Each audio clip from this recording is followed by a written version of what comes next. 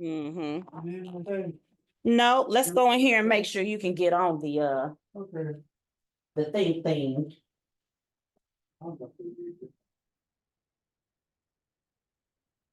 So all you have to do is go to the email, because I sent you the link. I see your camera there. I said, I see your camera there. I'll do that when I do the file. Oh, let's see.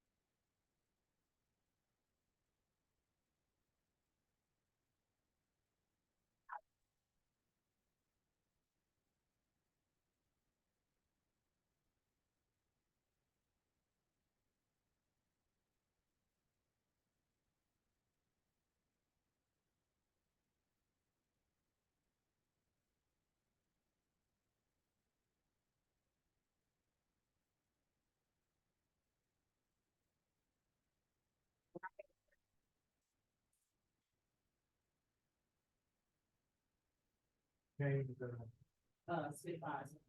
yeah. He said, you're going up to the home. On the spot, you didn't tell me about that. You really going up there. Right. Somebody tell her, Gerald's running around and talking, I said, man, somebody thing down. You know, the limitation, the whole thing, that one box. And they say, oh, this- this is not- You know, there's something from the bad, the kids on the case, and he said, the honorary doctor. Yeah. Put that in the big thing, and put that, but I don't need all that stuff running about me. And that's so, but he's just like, you know, about 700 people who will be invited to the bar.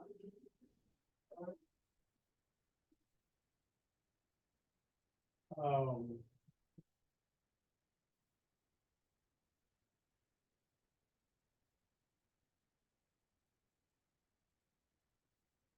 So that was the who. Well, who was in front? Well, Whoever was going out.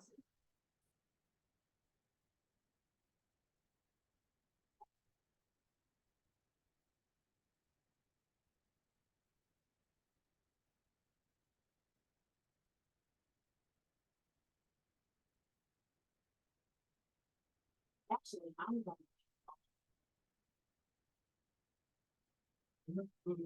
on my laptop.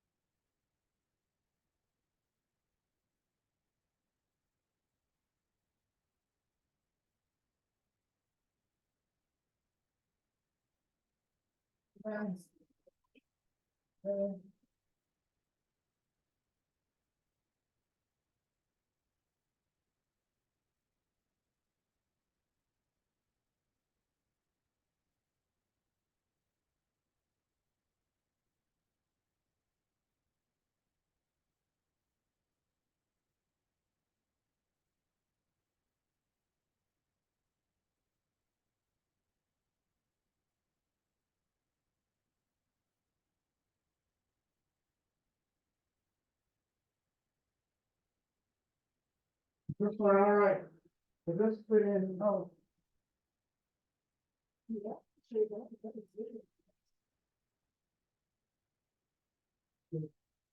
All right, you get for you, or you too, all of us. I can. me see if you on there. You should.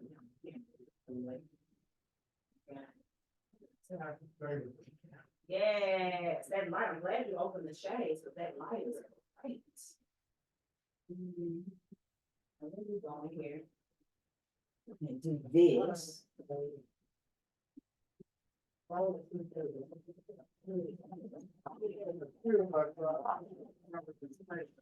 Right. Think of the guy who name of the publisher in Britain. Oh, Quincy is here, Dad. He's on the computer. He did what? He's here, so you can sit down and he just joined. Okay, I'm gonna put I need to put some rough ice on my, that's about the first one. Okay. This meeting is being recorded.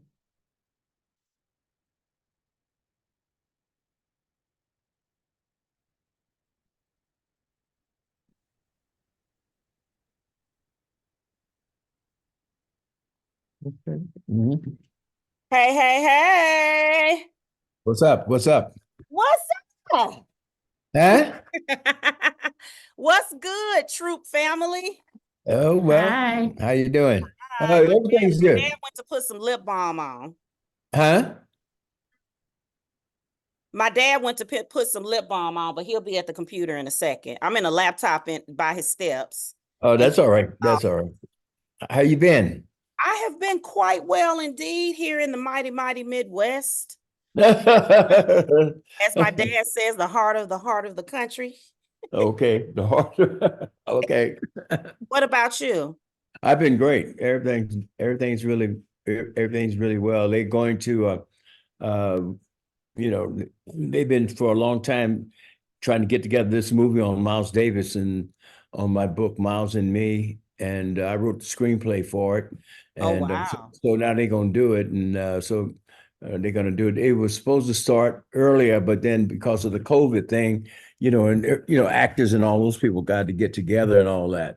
So now it's going to be done sometime later on this year, and I'm happy about that. Well, that is fantastic because I don't even know a lot about Hollywood, but I know in order to get a movie made, there's a lot of rigmarole. So the fact that you got to this stage is wow. Oh yeah. Okay, Yeah. so let me help my dad out. Hold on, he can't hear you yet. Huh? Join audio. Hey, Redmond, how you doing? I'm holding on, man. How you doing? I'm doing the same thing, man. How's your beautiful wife? Oh, she's fine. She's fine. She just walked out, and she's cool, man. We're about to go go overseas. We just came back, but we're gonna go again. See my son, Porter.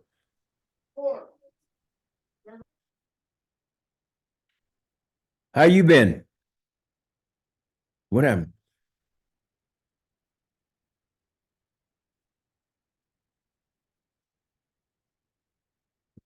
That's what I had to do. I'm so glad we started early that we can get all these glitches out of the way. He couldn't hear you. Oh, that's okay. You, so your good looking sons are doing okay? Who, Porter?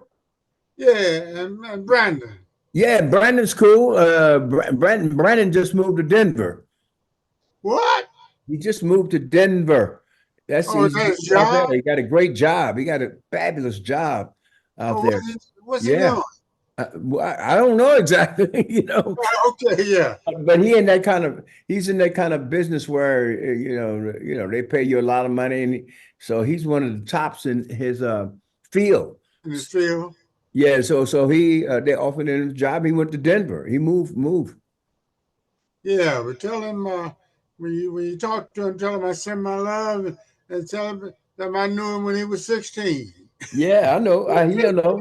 Yeah, yeah, we were roommates. and Porter's What's in. Porter doing? He's out in he's out there in Oregon, Portland.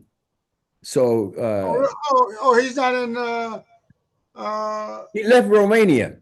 he's not in Romania anymore.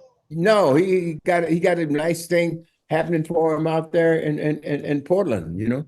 Yeah. Yeah. Wow, man. Wow. So what's happening? Exactly is he doing out there?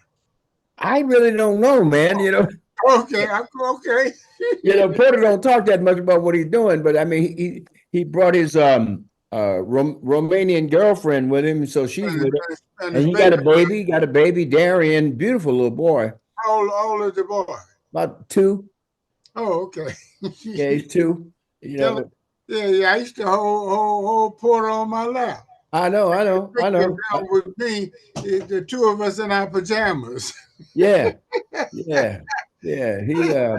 Yeah, but he's doing quite well. He stayed with us for a while. He stayed here in New York until and then he moved out there after he got his stuff together. Yeah, so he's in the States for a while now. Yeah, he's gonna be here. Oh, you go. That's Yeah, good. he's gonna be here, but not here in New York. He's gonna be out there. Yeah. And he's in a place called Vancouver, Washington. That's where he's living. Yeah. Yeah. Okay. Oh, Washington. Yeah. Okay. Yeah, I got a daughter up there in Olympia, Washington. Oh yeah. Her name is Eugenia. Yeah. Well, that's where he is. He's there. He's with their baby, little baby is Darian, who's, a beautiful little boy. And Yeah. So So he gonna be speaking all of languages like Porter, huh? Huh? He gonna be speaking languages like Porter. Yeah, that's right. That's right. He speaks he already speaks English, and he speaks because his mother is Romanian, so he speaks that. And Yeah. he speaks some French. His Porter's significant other. Yeah. That's what we call her because they ain't married yet, but Yeah. I call her his significant other. She Romanian? Yeah. Yeah, that's him. Yeah, she's very, very nice lady. Yeah. Yeah. Yeah, that's him, man. That's him. How's he St. Louis? Pretty good, man. It's just struggling. They started putting up the banners of famous East St. Louisans, and I'm not in there, but they got Jackie Joyner Kersey, Catherine Dunham, Darius Miles, Donald McHenry, the ambassador. So it's just some things are happening. That's good. Sprucing up the city, and there's still, there's some aspects of it that are palatial, and other aspects that are dilapidated. You know how that goes. Right. Yeah. I see it on both cities. I drive through North St. Louis, caved in houses, and then castles. Right. Yeah. Well, I ain't been to St. Louis in a little while. Yeah. Have you been there since I saw you? No, I haven't been there. They asked me, somebody called me and said, man, why don't you come on over here? I said, why should I come over there? Well, most of the people I know or have passed and are dead. Oh, they died. Yeah, people die. People like what did Berta say? People dying who ain't never died before.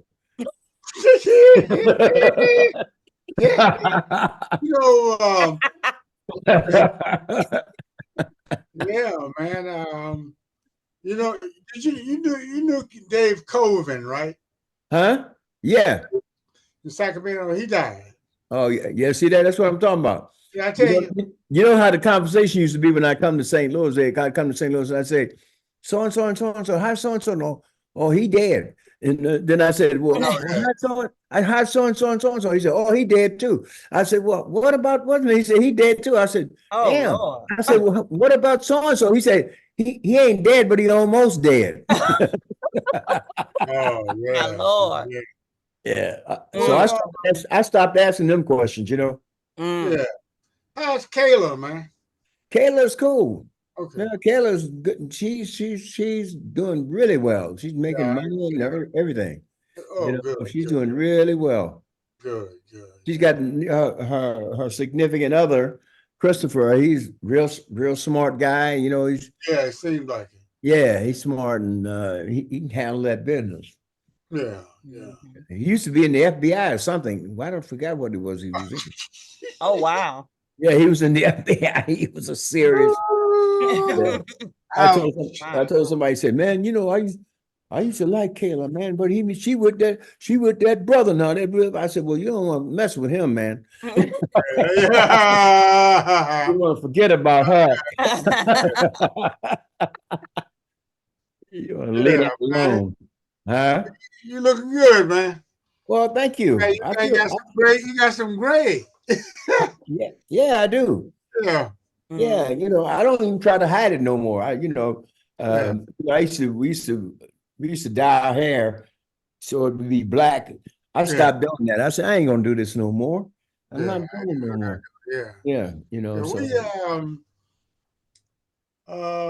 let's see, you when we met, you were in your late 20s, I was in my early 30s. huh? When we met, you were in your late 20s, I was in my early 30s. Yeah, I know. Now we both in our 80s. That's right. Time is Some dangerous flying, boy. shit. Yeah, it's flying, you know. It's Yeah, yeah, but it's been a good life, you know, it's been a good life. And it this guy has, man. he was asking me how I was doing. I said, I'm doing fine, you know. I got a great wife, and Yeah, we get along real well and travel together real well. And that's beautiful, man. huh? Mhm. Yeah, she's That's beautiful to hear. huh? That's beautiful to hear. Yeah. At this Mississippi stage. woman. She's a Yeah, Mississippi woman. yeah. You I can't know go y'all wrong have with a some. Mississippi woman. Well, I know. That's why I took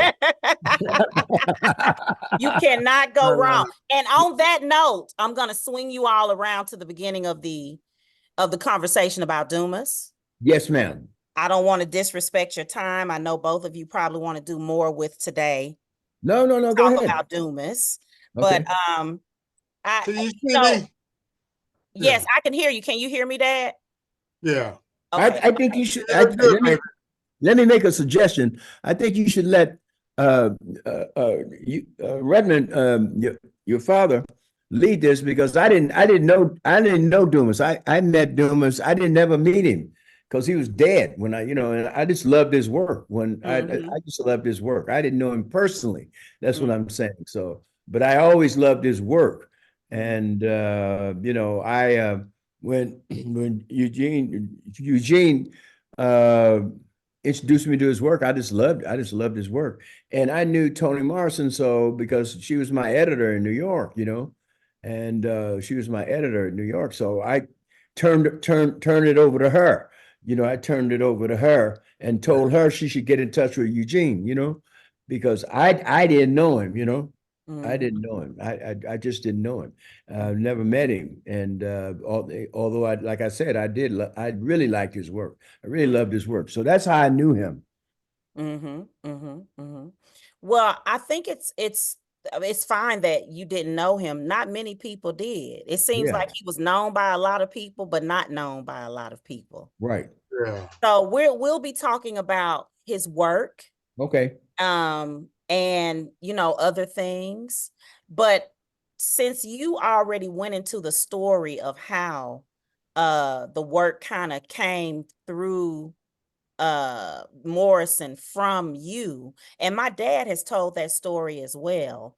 Do you remember the events that occurred where you introduced her to Dumas's work?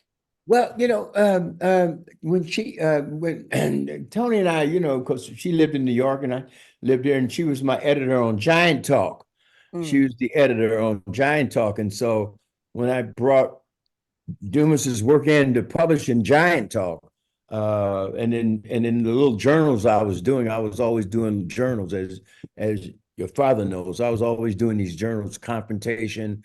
yeah, Uh, I've always been involved in that because when I went back to school after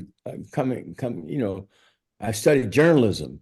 I studied journalism at Los Angeles City College and at UCLA. So I studied journalism. So that was a good thing for me.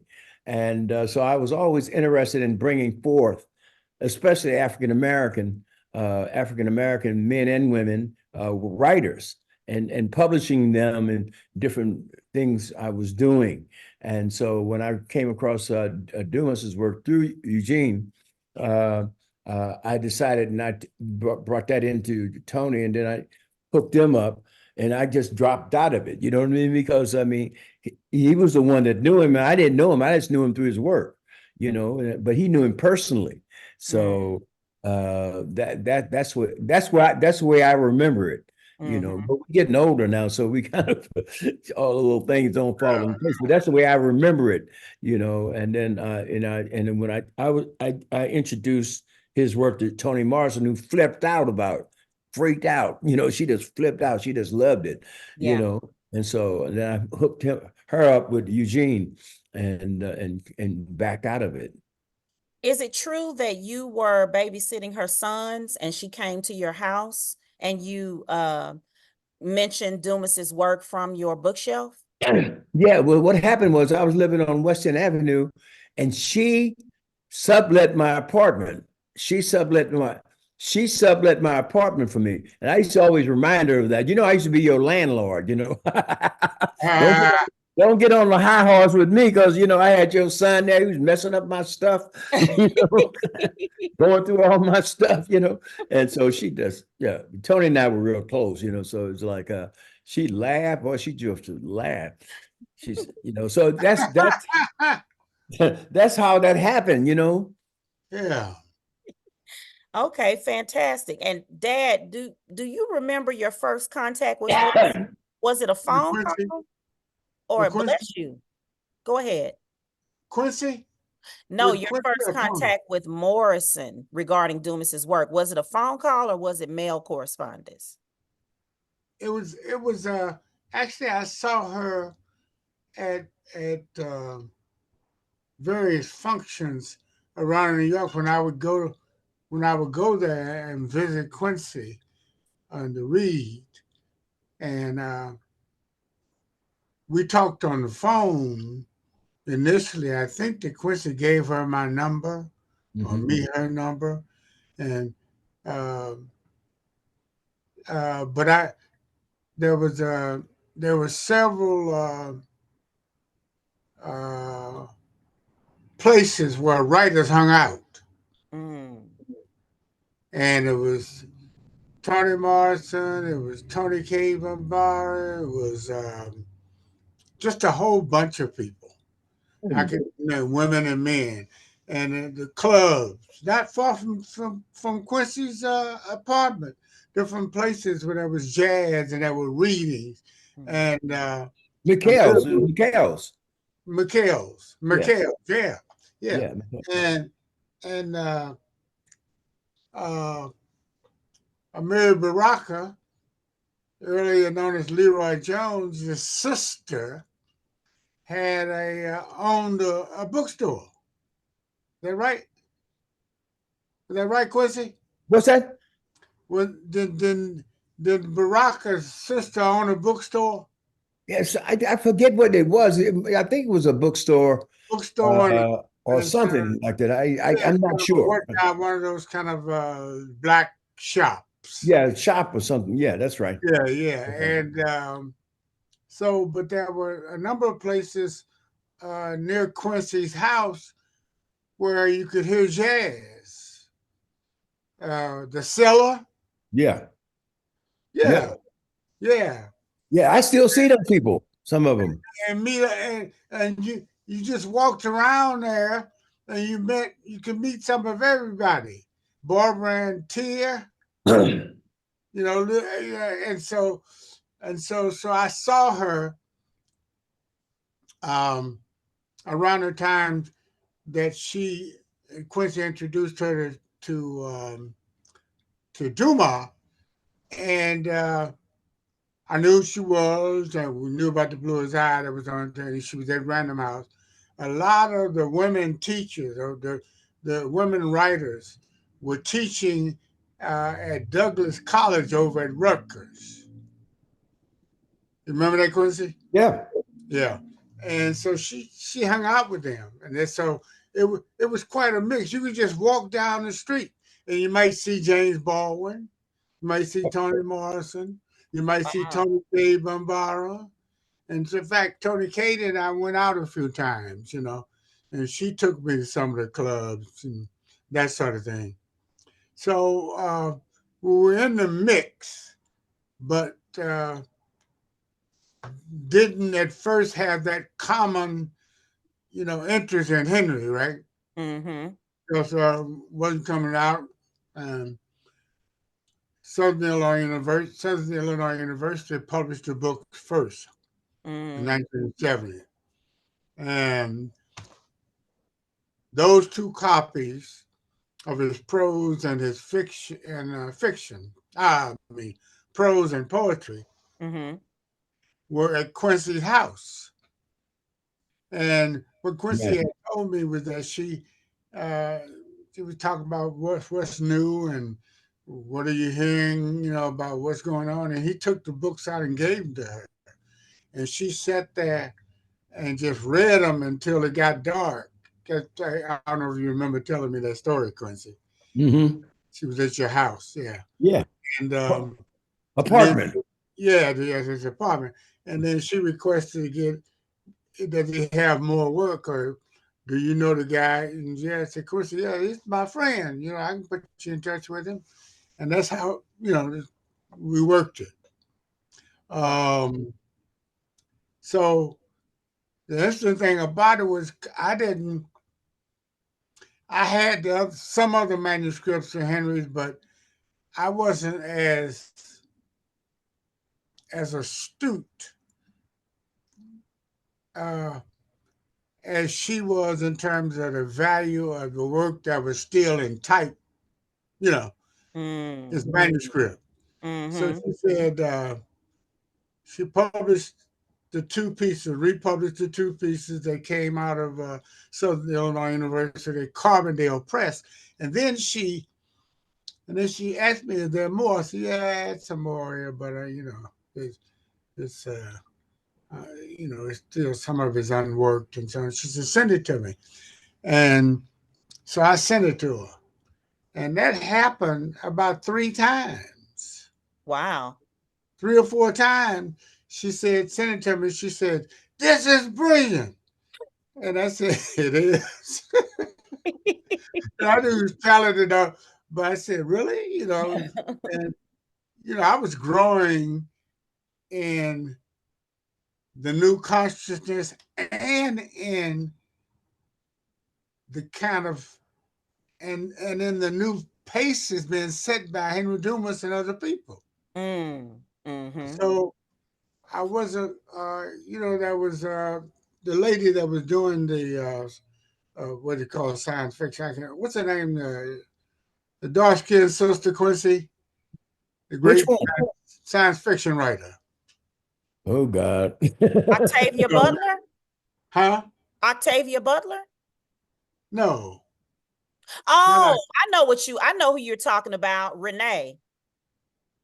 She did the No, dark matter anthology of speculative and yeah, Afrofuturist literature. Her name has Renee in it. I just can't remember the whole yeah. name. Anyway, but I was just getting into her, and we were getting into the newer right. We knew about Baldwin and Ellison, and historically the black writers, but we were reading all these new black writers. So uh, I just took me a minute to climatize, you know, to Mm-hmm. that. And so she asked me 3 times. So it turns out that during the time that Quincy and I were doing different things, visiting each other coast to coast, I was in California, he was in New York, and we were publishing each other in different places. I did the Black American Literature Forum, and Quincy had a piece in there. We had a big reading at one of the UN houses, and Quincy read there, and Tony read, and Amir Baraka read, and Jane Cortez read, and Leon Thomas performed. Hey, remember that, Quincy? Yeah. We had the big reading out of Henry Dumas. Everybody who was anybody came to the reading. It was Wow. at International House. Yeah.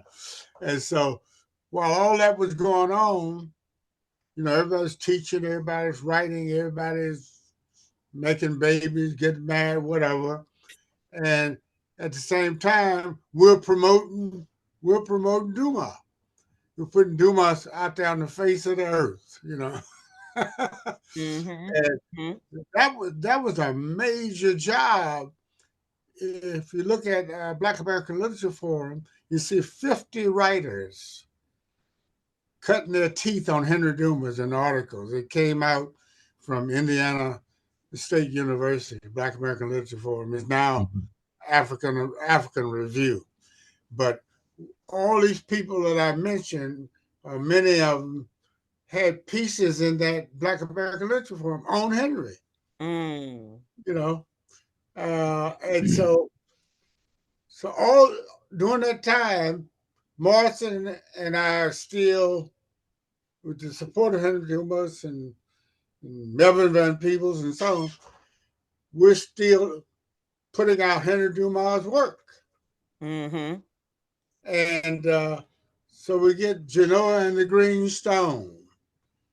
And the novel wasn't finished. And I told Morrison it wasn't finished. She wrote me and said, "This is genius work. We got to publish it."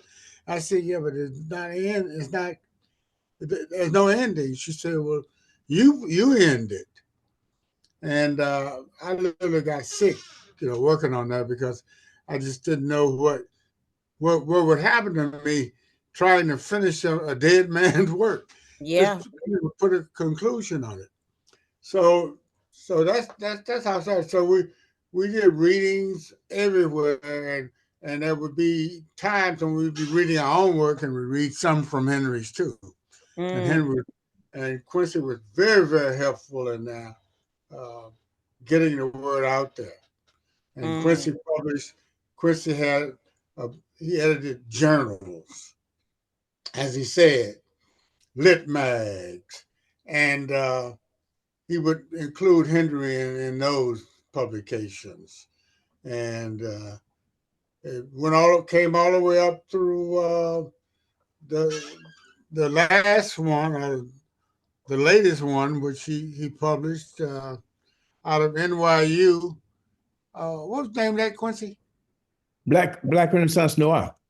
Yeah, Yeah. yeah. Mm. Black Renaissance Noir. Yeah. Wait, but before that, see, Tony said to me, I was doing this journal called Confrontation. It was coming out of Ohio University in Athens, Ohio, where I was teaching. And she said, "Oh, why don't you do an anthology of all these people?" So I got this friend of mine who was a white guy there, and I knew I needed some Latin Americans and all that kind of those writers and some white writers. So I got this contract to do this book, Mm. Giant Talk from Random House. Mm-hmm. I sure Huge did. book, bringing from all these writers in from Latin America, Africa, the United States, Native American Indians, Eskimos, Asia, huh? Asia. Asians or Haitians, Yeah. all of that, all these Africans, and everybody was like, "What is this?" I called it Giant Talk, and it's a big book. It's about 600, 700 pages. And Toni Morrison was the editor of that. Mm. She was the editor. I gave it to her. She said, "Oh Random House. God," and it got to be. It was a big book. It was a big book. It made a lot of impact on Mm-hmm. not only American but African and everybody else. Mm. And uh, and Eugene was in that book, and Derek Walcott, and I just brought all these people into it, into this Mm. anthology, and it was really a big. We had a big book party in New York.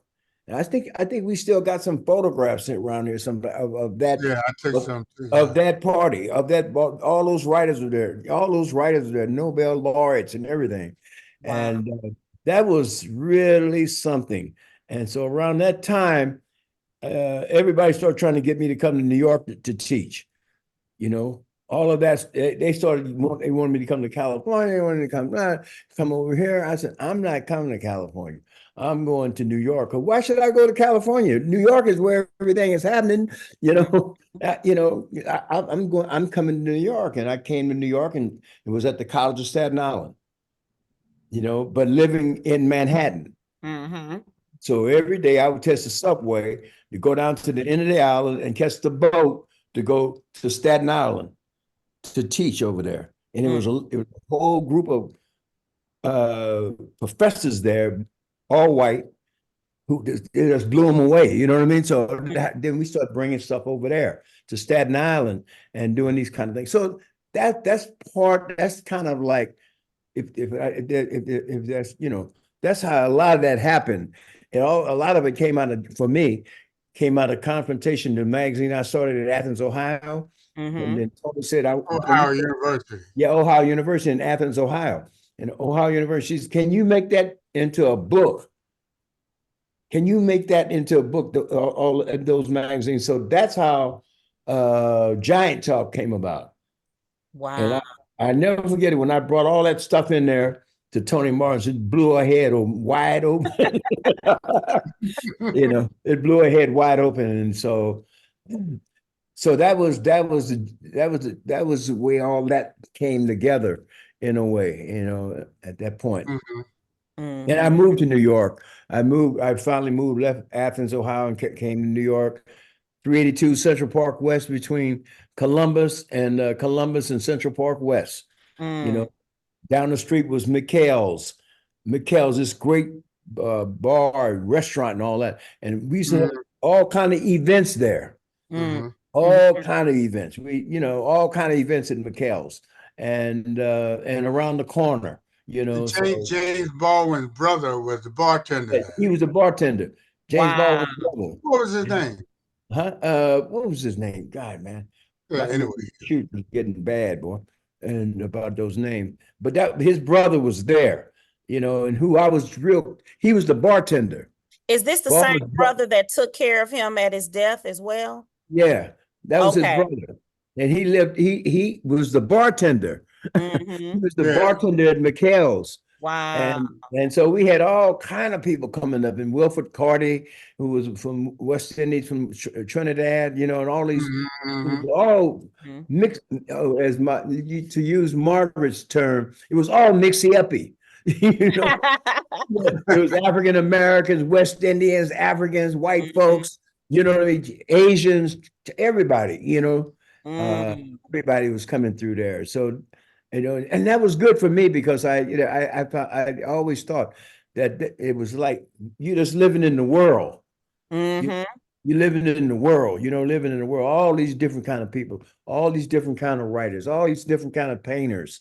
Because by that time I was opening up to art, visual arts, and not only just the visual and music, and by that time I had met Miles Davis and all, just, all these people, Mm-hmm. So what I hear you all saying is that Henry's work fit into the spirit of the times. Yeah.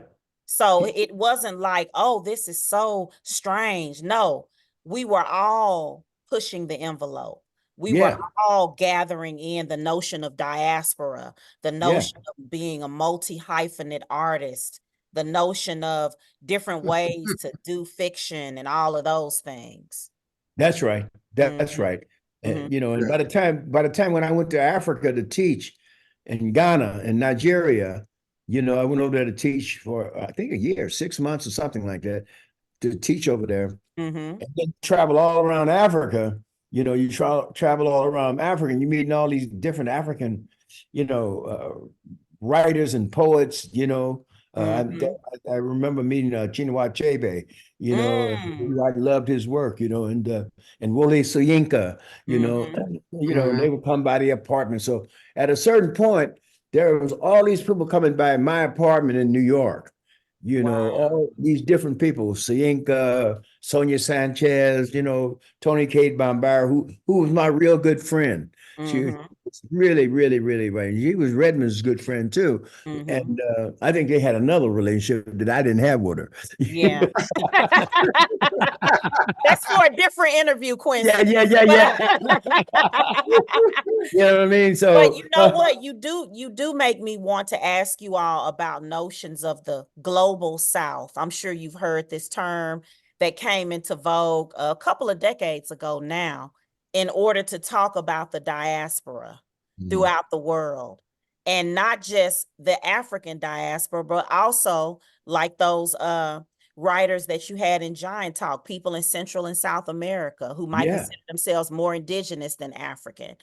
And those themes in Henry's work, in Dumas's work, where do you see the diaspora and the global South figuring in Dumas's work? Why don't you talk about that, Eugene? You because he's Yeah. Well, I'm gonna go to the bathroom right quick. I'll be right back. Okay. yeah.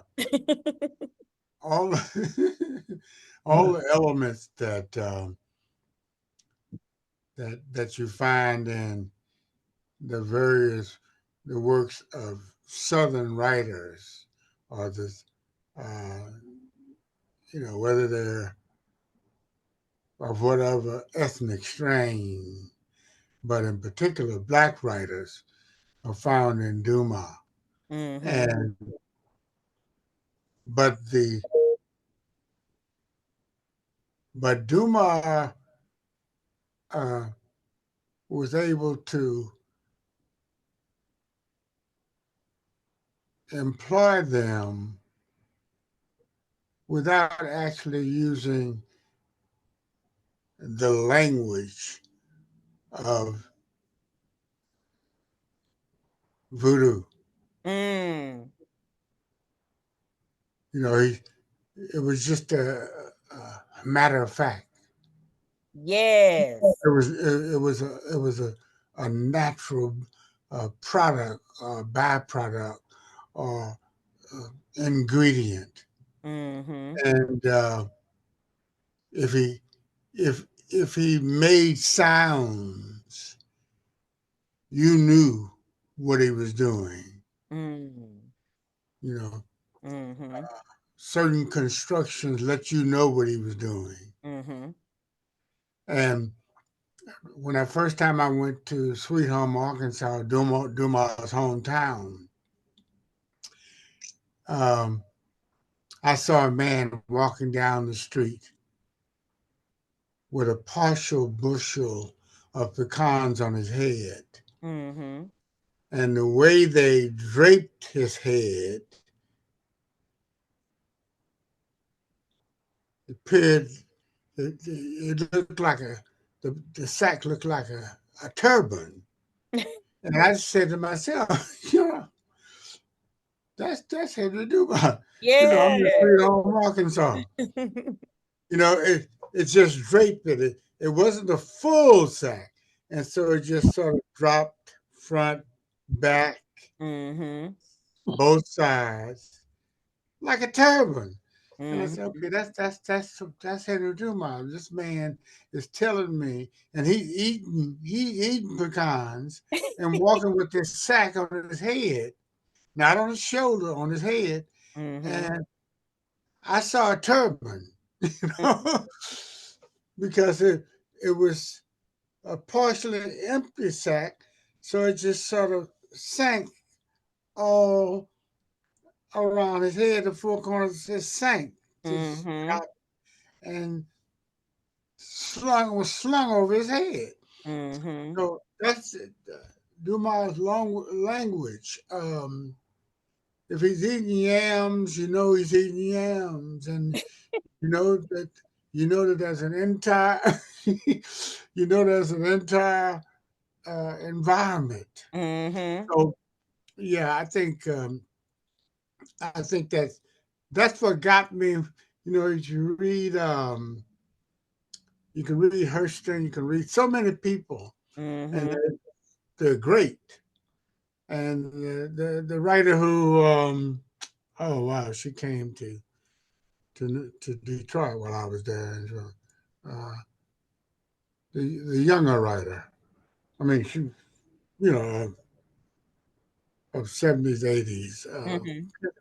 Can't think of her name, but you Dumas moved a step farther in the way that he embraced hoodoo and juju and Mm-hmm. and and sanctified church mesmerization. Mm-hmm. Mm-hmm. You know, he didn't he didn't have to state it as much Mm-hmm. as he was it. Mm-hmm. He became it. Yeah. And I think that happens, you know, even with like Black Arts Movement work. What happens uh, with Black Art Movement when you see it in the Dark Collective and Cave Canem, Mm-hmm. Mm-hmm. where the blackness doesn't shout, Mm-hmm. it is. Mm-hmm. You know? And that's in every movement. Initially, it's brandished, you know. Mm-hmm. So you know it's there. You know, I am that I am. Mm-hmm. Get my point. Yeah. Mm-hmm. So Dumas did that with the global South. Mm-hmm. Mm-hmm. Dumas did that with the global South. But I think that Dumas had picked up something else when he was in the Arabian Peninsula Mm. in the Air Force. I think he had picked it up in the North. At 10 years old, Dumas migrated to Harlem where he was raised. And I got that he picked up juju in Harlem. He picked Mm. up voodoo in Harlem, Mhm. So that, yeah. I really could see the difference between what what he did and what Margaret Walker did, especially in the poems Mm-hmm. Mm. with the Southern mode. Mm-hmm. Yeah. Mm. But part of it too was a kind of skying out. We used to say as young boys, skied out. Mm. He picked up the Sun Ra and he saw it in Harlem. Mm-hmm. He saw he saw Arkansas in Harlem, in a way that a writer who might be coming exclusively out of the South might not have the opportunity, might not even have been there, Mm-hmm. you Mm-hmm. know. And what will the next generation and the generation after the next do with juju and voodoo? And how will they? Well, what will they do? How will they use hip hop? And how will they use Mm. Henry? You know. Mm-hmm. Uh, so that's just what. But I also wanted to say about Henry uh,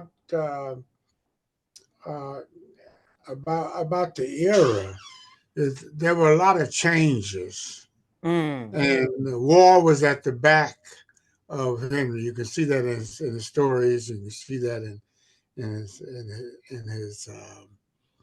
in his writings. You Mm-hmm. know, you can see it. Strike and Fade, where we we like the VC. You know, Mm. they said we like the VC. Strike and Mm-hmm. Fade. Mm-hmm. Viet Cong. Mm-hmm. Um, so it's going to be interesting to see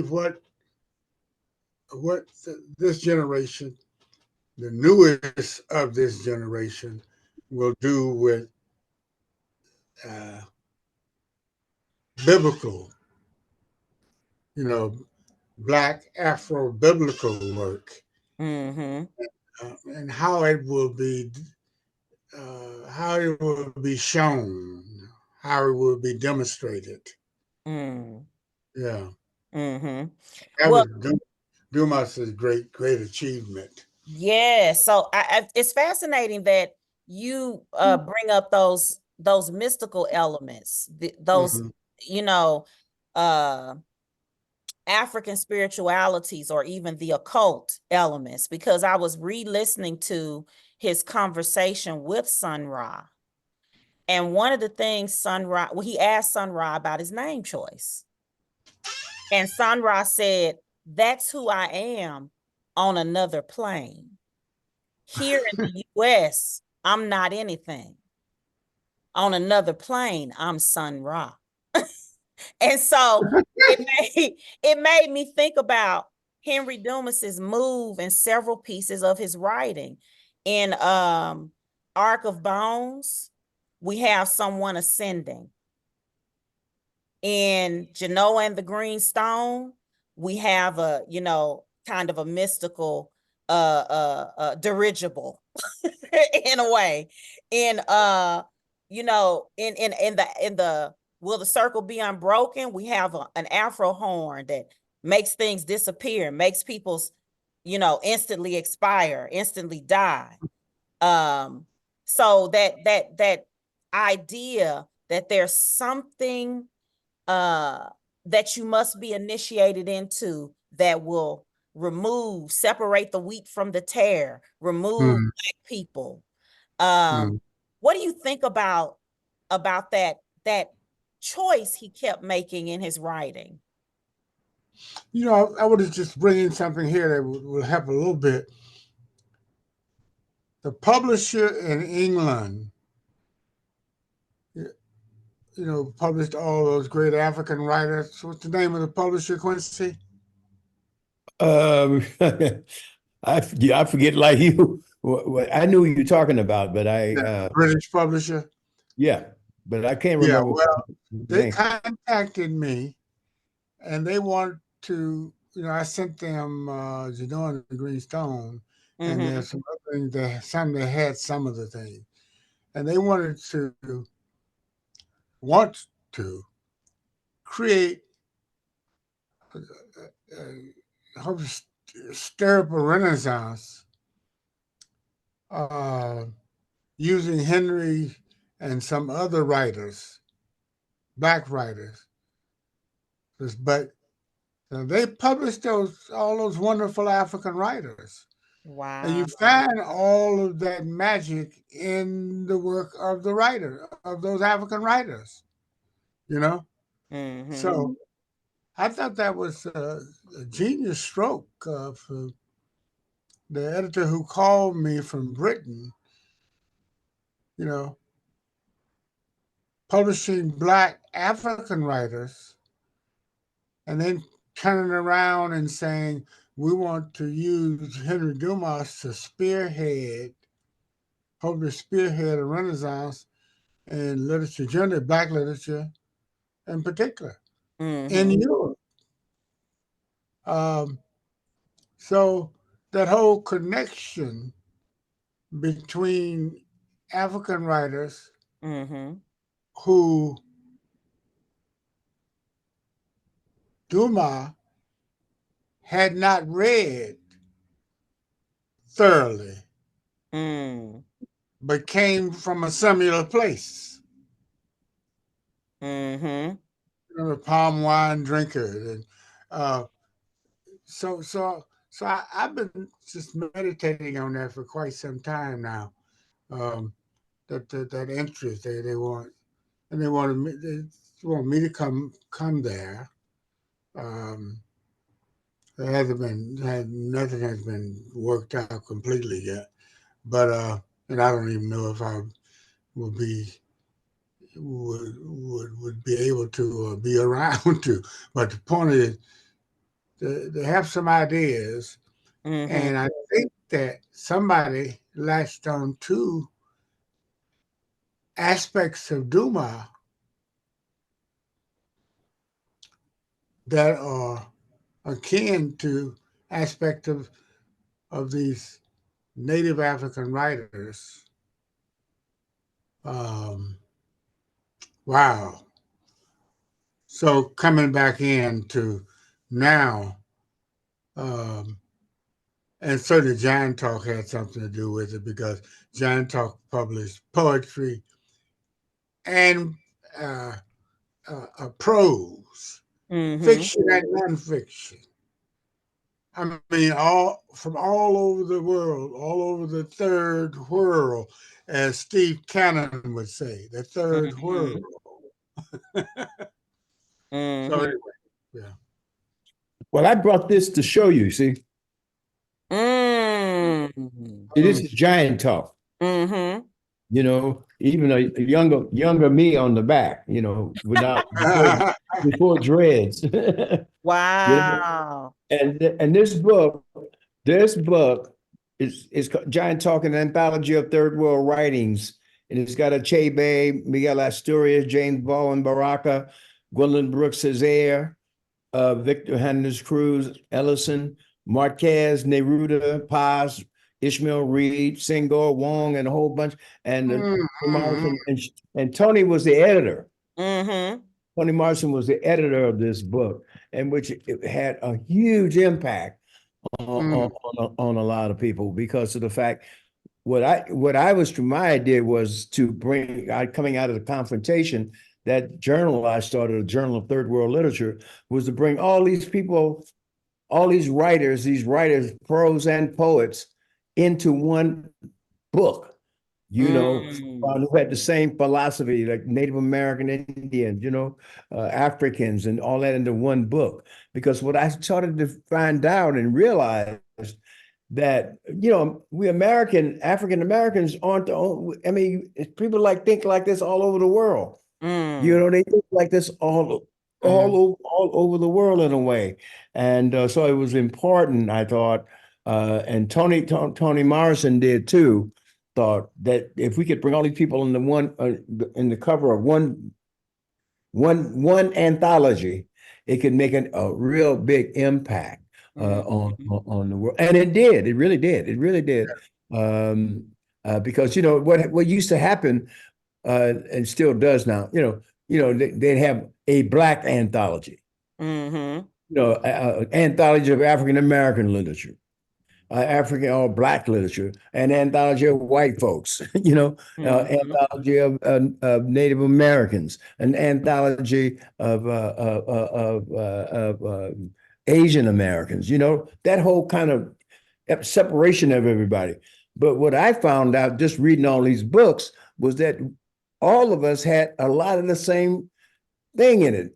A Mm-hmm. lot of it was based on rejection of just European stuff. You know what I mean? I mean, Yes. Europeans ain't the only writers in the world. You Mhm. know what I mean? That's what I start saying to myself. I mean, I ain't got nothing against them, but they ain't the only ones. It's like, they're not there. Like somebody said to me one day, "Oh, you're from St. Louis. That's where you're from, T.S. Eliot's hometown."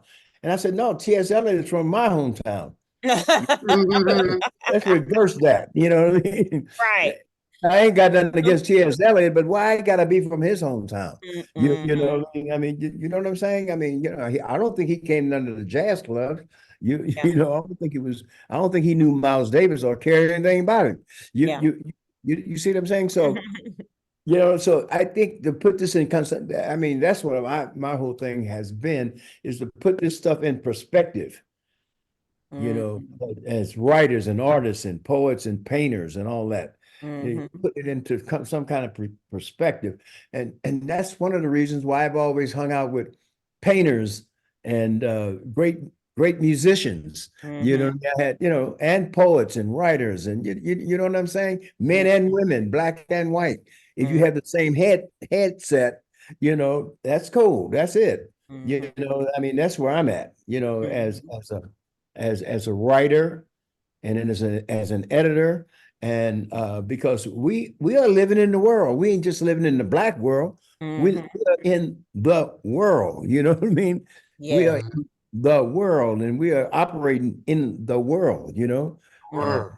and then that's really that's for me has always been important after a certain point. That we're living in this world.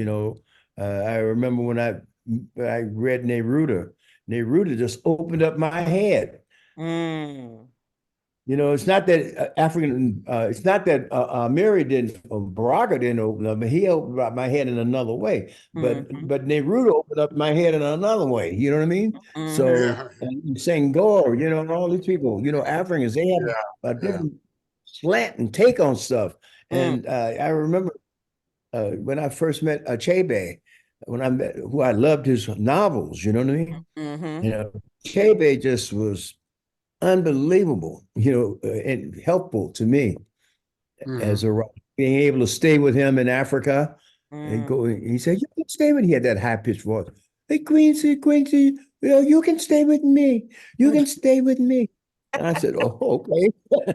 So I would stay with Chebe, and then I got over there, and you know, I was thinking that all Africans, all Nigerians, and then Wole Soyinka is saying, "Oh, you over there staying with Achebe? He's my friend, but you know, we Yorubas got another philosophy." I'm like, "What's that, man?" Yeah, yeah, You that's know, right. and he was saying, "Well, you know, the Achebe, his stuff is based in Christianity. Ours is based in Yoruba." You Mhm. know, so I'm going like, "Whoa, all Africans ain't not the same." You know what I Mhm. mean? You know, they different. They can be friends, but the philosophies are different. You Yeah. know, and so Yeah. it was an amazing thing for me to go to Africa and stay there and move in and out of all of these different people. Mhm. And you know, Senghor told me one day when I met him, well, you know, I come from the French part of, you know, this is French Africa. And I'm saying like, whoa, this is kind of deep, you know what I mean? Mhm. That just blows up that whole thing that Hmm. Africa is one part, one thing. Yeah. It's, As it's, the it's, Africans say, Africa is not a country. yeah, that's right. That is right. That's right. That is true. Yeah. Right. Well, I learned that living there. You know, I learned that living there, Yes. going to eat, and they got different cuisines. They got different music. You know, like you know, I when I was in Nigeria, I met Fela Ransom Kuti. You know, and Fela used to, Mm. you know, and I mean, you know, and I would go by and listen to him all the time, Mm. and I just loved him. You know, Mhm. My loved the dad, music. my dad also has an incredible Fela story, Oh a yeah. very cheeky Fela story. Has he shared that with you? Maybe. You Okay, tell me. well, we Yeah, won't but share it now. But I we did want want to that. ask you. Go ahead. I Go I, ahead. I did want to. I mean, I love I love the way you all are situating Dumas within the context of diasporan writings Right. and within the context of a global That's right. African mind. Right. Um, and which is why I think it's also fascinating that he took the time to put little black boys in so much of his writing. Hmm. What do you think of was his thinking as he put the action and the choices in the hands of little black boys? You want to talk about that, Redmond? Yeah. Let me just say before I say that. Let me just say that uh, it's time for um, to reissue a new issue, uh, a newly plated Giant Talk. Mm, I To agree. continue, yeah. Yeah, I agree with that. Imagine what that might, what you know, just adding some. Wow, isn't that something? Yeah. Mm-hmm. So anyway, yeah, but I think that yeah, we've talked a lot and learned a lot from Henry Dumas about black maleness, youth maleness, and Yes. yeah, I think he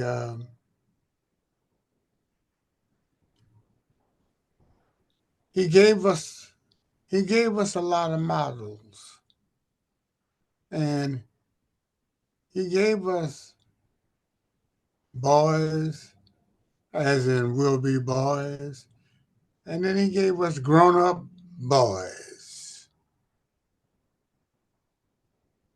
Mm, and it's very very cleverly done.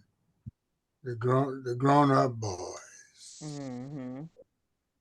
and the boys that were boys, and what boys see and what boys do. What are boys? What is a boy? And leading and teaching scouts, scouts in a historical Native American, Native African way. Mm-hmm. Uh, Mm-hmm. intellects. I mean, those are some astounding boys that you find um, in his stories. They are. They're astounding boys. The leaders, Mm-hmm. the leaders, the boys who would be men, boys who would be adults, boys who would be gods. Mm-hmm. Really, really deep and sophisticated. Mm-hmm. And the conversation between the two boys in I can't even think of the story now, but Are you between the talking two about Ark boys, of Bones? Arcabone, Mm-hmm. yeah, the story, yeah, the the conversation between the two boys, Mm. you know, and one is left to tell us why one took off. Mm. Mm-hmm. You is my witness. He doesn't say it like that, but you is my witness. And it made me think about Mm. boys who came um, to me and they were going either to prison, to the military, to Mm. another city, to find work. You know, and I started thinking about that, Mm. thinking about my boyhood and when I took off to go here and to go there, Mm-hmm. and I took off with 16 other boys to pick fruit in Michigan for 4 consecutive summers.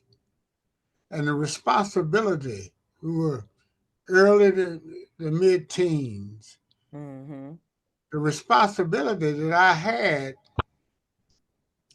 to put money aside was all of about $90 at the end of the summer, which was a lot of money in the early 50s Mm-hmm. to help buy my sisters some back to school clothes and help my grandmother with this and have, I thought about all of that when I first read Dumas and those little boys, really remarkable little boys in those stories.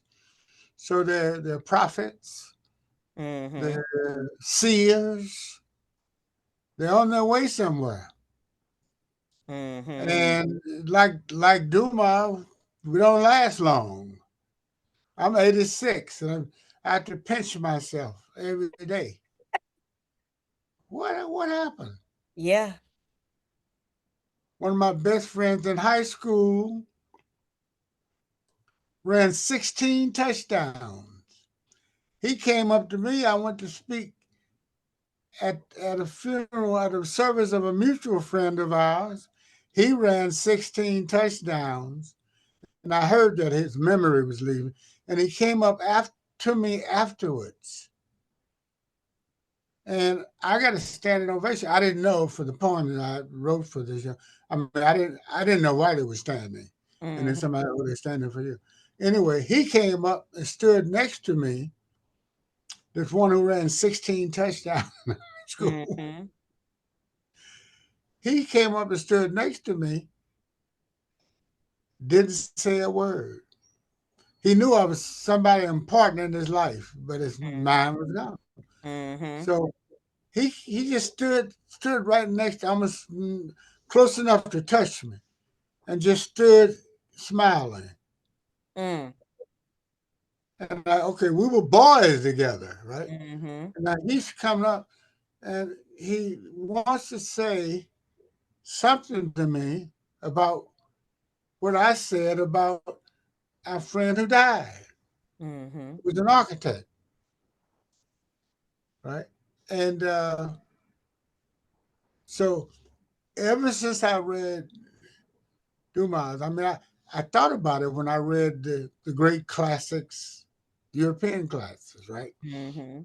But ever since I read Dumas, I thought about the boys, and you know what an enormous role to put into boys like that. Wow. I And agree. Margaret Walker wrote that the first time I read Arthur Bones, the hair stood up on the back of my head.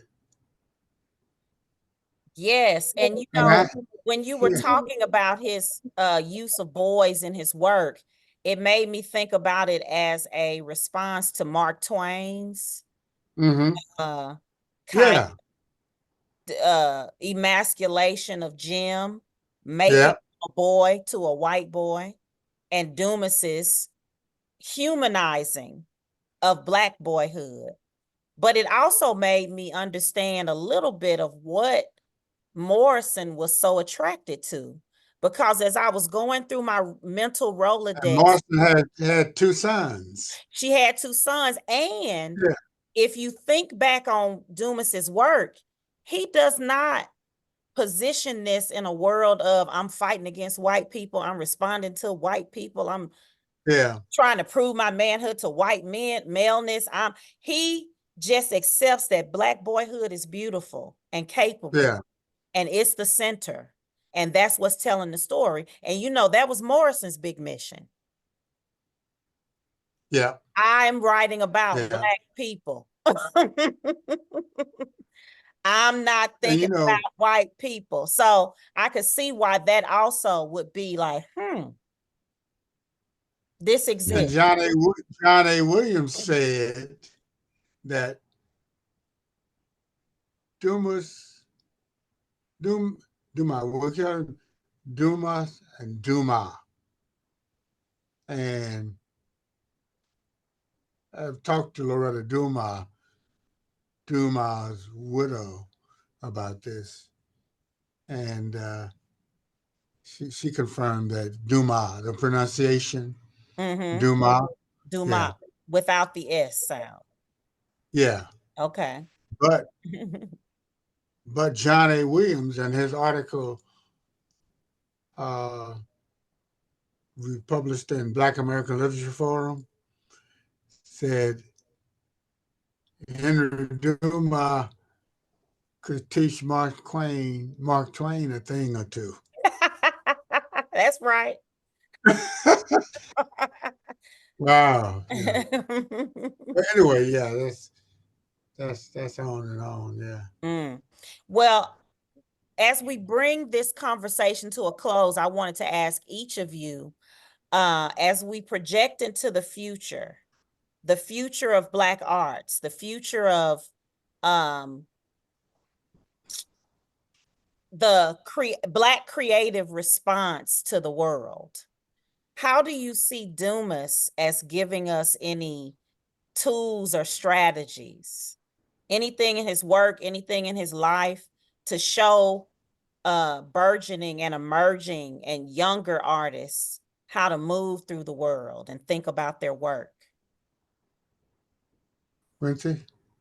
Well, I got this poem that I want to read that I think is important uh, Mm. Mm-hmm. just for this conversation, and not because my wife is from Mississippi, see, and and so I always loved this poem, Son of Mississippi. Mm-hmm. Up from Mississippi, I grew, bear walk and cane stalk, make a hungry belly talk.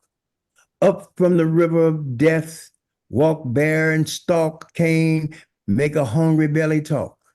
Up from Mississippi I grew, up from the river of pain, out of the long red earth, dipping, rising, spreading out in deltas and plains, out of the strong black earth turning over by the iron plow, out of the swamp green earth, dipping with moss and snakes, out of the bends of the levee lands, muscling its American vein, the great father of waters, I grew up beside the prickly bowl of white, beside the bone-filled Mississippi, rolling on, breaking over, cutting off, ignoring my bleeding fingers, bear stalk and sun walk. I hear a boll weevil talk, cause I grew up beside the ox and the bow, beside the rock church and the shack row, beside the fox and the crow, beside the melons and maize, beside the hound dog, beside the pink hog, flea hunting, mud grunting, cat fishing, dog pissing, in the Mississippi rolling on, ignoring the colored coat I spun of cotton fibers, cane sweat river boat, nigger bone floating. Up from Mississippi I grew, wailing a song with every strain. Woman gone, woe man too. Baby cry, rent pause, daddy flew. Mm. Mhm. That poem influenced me a lot, when Mm. I read that poem, just the rhythm of it, and the minimal kind of expression, and let the images Yeah, speak to you. And Mm. so, I mean, that's the essence of the blues in a way. It's the Mhm. essence of the blues, is the essence of jazz. And that poem for me, is out there. Mhm. mhm. Powerful. And Dumas, of course, has some sort of philosophy about rhythm and sound, That's but right. he included it in everything. That's Mhm. right. Mm-hmm. Mhm. Mm. Yeah, the sound, and that's what drew him to Sun Ra and drew Sun Ra to him, Mm. Hmm. Mm-hmm. um, because the sound will carry. The sound does it. Sound does Mm-hmm. Yeah. it. And That's, that's I what said, I That's said that. that's what that's what I loved about Miles Davis. Hmm. When I first heard the horn and the sound, it was a sound. It was a sound. I said, "Whoa!" And Mm-hmm. then he was from East St. Louis, and I said, "Oh man, that's too much." You know? Yeah, yeah, Yeah. yeah. Yeah. And, Well, and interestingly enough, when Miles grew up, Mhm. and when I grew up, you walked everywhere. I mean, Mhm. you rode some places, mm-hmm. but you walked. You just Right. walked. Uh, and when he went to visit the home of his ancestors in the South, there was those long, dark nights and roads. Mm-hmm. And that's one of the things I saw in Africa too. Quincy, the how dark a night an African night could be. Mm. You know, Yeah. because everything wasn't lit up, Mm-hmm. and it reminded me of the South End of East England. Once the sun went down, you had a street lamp that you could go down under and do some doo wop. you know, but but otherwise it was dark. It was dark. Mhm. Yeah. Yeah. So and I think we have to take that into consideration when we're talking about Dumas and Miles, and you know, we're to take the difference in what is it that you create in a space where the creation, where what you create doesn't exist. Mm, Maybe somebody thought it couldn't exist. But how do you create in that space? mm-hmm. And that's, I think, that's what I talk to boys about and girls when I'm talking about Dumas or music, Mm. is what in the space? What does, space is the place. That's right. Right, and Mm. so that's, Uh-huh. and that's what that's what the hip hoppers did, Mm-hmm. literally in the space right there, Yeah. on the subway or subway car or on the sidewalk, Mm-hmm. or three people in the back room singing, playing, playing. Yeah. Mm-hmm. Mm-hmm. Well, on that note, I'm going to bring this conversation to a close. I have so enjoyed talking with you all. I'm going to transcribe it. Um, really some interesting connections. I wish we were all in person to talk about all the connections. I could have talked an hour about Jane Cortez. That was one of the focuses of Yeah. my dissertation. Yeah. Um, but we'll get together soon, hopefully, and really be able to eat and talk and enjoy each other's company. Yeah. Yeah. Yeah. That would be great. Great. I'd like to see Quincy in this in in these latter years. As we used to say in Mississippi in these last and evil days. Yeah. But Quincy, thank you so much. You're welcome. You're welcome. What do you have planned for the rest of the day? Who, me? Yeah, Oh no, you. I'm just spending I'm spending it with my lovely wife. With your lovely wife, who I Yeah. didn't get to properly say hello to. I kind of Oh, said that's okay. She's tell her cool. I said hey. Yeah, give Margaret my best, Quincy, I do that. I'll do as that. always. And Yeah. that we both have our Mississippi roots. Yeah.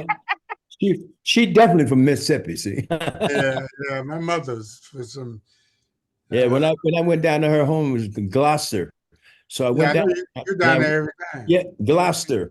It's Mhm. about 900 people. So I walked in, I said, where were you born? This Uh, little house. I said, oh Lord, but she sure enough grew up in Mississippi. Little Mhm. yeah, town. tell her my mother was from Port Gibson. All Mhm. right. All right.